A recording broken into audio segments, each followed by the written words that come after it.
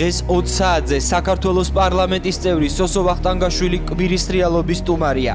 ვახტანგაშვილის შეფასებები საქართველოში მიმდინარე პოლიტიკურ პროცესებზე, საოცნებო მეოთხე წელზე, ქვეყნის ეკონომიკურ მდგომარეობაზე, გორში და გორის რაიონში მიმდინარე პროცესებზე, გამგებლის და მერის მუშაობაზე, სრულდება თუ არა სოსო ვახტანგაშვილის მიერ ხალხისთვის 2012 წლის საპარლამენტო არჩევნებამდე მიცემული დაპირებები, როგორ მუშაობენ მისი აზრით ჯირკველიშვილის და ონიაშვილის უწყებები.